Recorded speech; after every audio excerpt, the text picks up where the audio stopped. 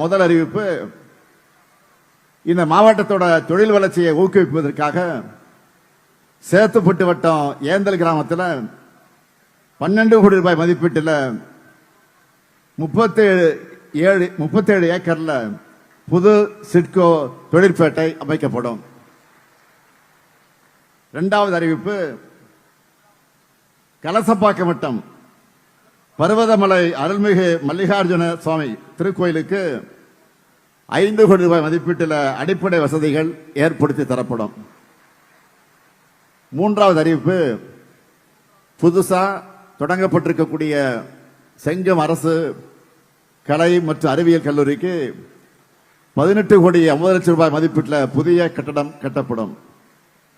நான்காவது அறிவிப்பு, வந்தவாசி வட்டம் கீழ் சீசமங்கலம் கிராமத்தில் 2.02 ஹெக்டர் பரப்புல வீரிய ஓட்டுரக குடித்தட்டு காய்கறி நாற்றுகளை உற்பத்தி செஞ்சு வழங்கக்கூடிய வகையில் புதிய உயர் தொழில்நுட்ப நாற்றங்கால் 1 கோடி ரூபாய் நிதி ஒதுக்கீட்டில் அமைக்கப்படும். இதன் மூலம் கீழ் சீசமங்கலம் மற்றும் பக்கத்தில் இருக்கக்கூடிய எல்லா கிராம விவசாயிகளும் பயனடைய போறாங்க.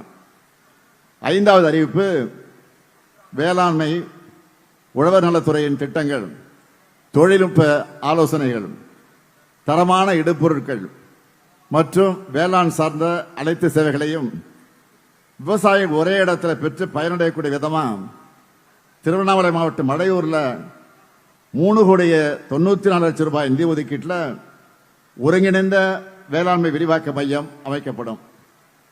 ஆறாவது அறிவிப்பு, திருவண்ணாமலை மாவட்டம் அத்தியந்தல்ல நெல், சிறுதானியங்கள், பயிர் வகைகள், எண்ணெய் வித்துக்கள் போன்ற பயிர்களின் உயர் விளைச்சல் ரக சான்றளிக்கப்பட்ட தரமான விதைகளை விவசாயிகளுக்கு காலத்தை வழங்கிட 250 மெட்ரிக் டன் கொள்ளளவு கொண்ட சேமிப்பு கிடங்குடன் கூடிய விதை சுத்திகரிப்பு நிலையம் 2 கோடி 40 லட்சம் ரூபாய் நிதி ஒதுக்கீட்டில் அமைக்கப்படும்.